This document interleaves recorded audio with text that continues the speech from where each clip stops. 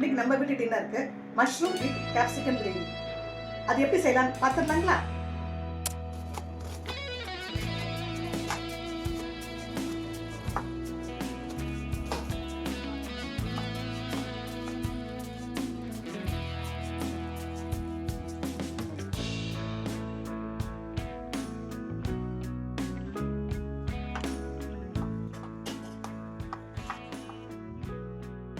முதல்ல அடுப்பில் ஒரு பேன் வச்சு சீரகம், சோம்பு, பட்டை, மிளகு தாளிச்சிட்டு வெங்காயம்,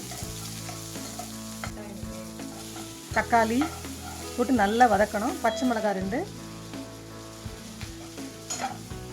இஞ்சி, பூண்டு, மிளகாய்த்தூள், கரம் மசாலா தூள், மஞ்சள் தூள், காஷ்மீரி சில்லி பவுடர், கரம் மசாலா போட்டு வதக்கணும். நல்லா வதக்கணும். வதக்கியதை நல்லா ஆற வச்சுட்டு ஒரு மிக்சி ஜாரில் அரைக்கும் போது தேங்காய் கொஞ்சம் ஒரு 4-5 முந்திரி போட்டு அரைச்சி நல்லா நைஸாக அரைச்சி எடுத்துக்கணும்.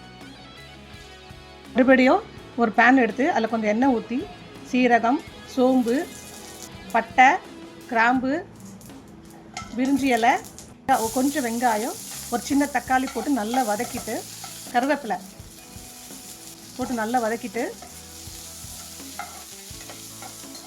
தக்காளி வதங்கினோம் கட் பண்ணி வச்ச மஷ்ரூமை அதில் போட்டு நல்லா வதக்கிட்டு ஒரு தட்டு போட்டு மூடிடணும். மஷ்ரூம் நல்லா வதங்கியதும் கேப்சிகம் போட்டு அதே நல்லா வதக்கி தட்டு போட்டு மூடிடணும்.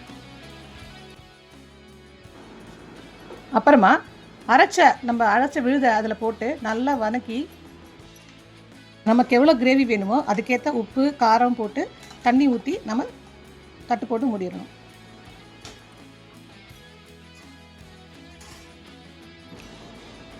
கிரேவி நல்லா கொதித்த உடனே ஒரு 1/2 ஸ்பூன் சர்க்கரையை போட்டு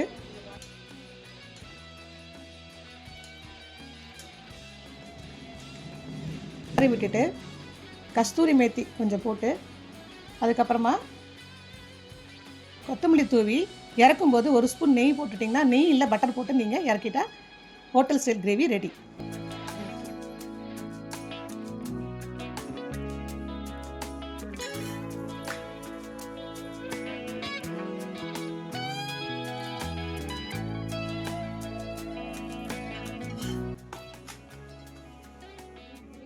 மஷ்ரூம் கிரேவியோட சுட சுட சப்பாத்தியோடு செஞ்சு சாப்பிட்டிங்கன்னா டேஸ்ட் அல்டிமேட்டாக இருக்கும்.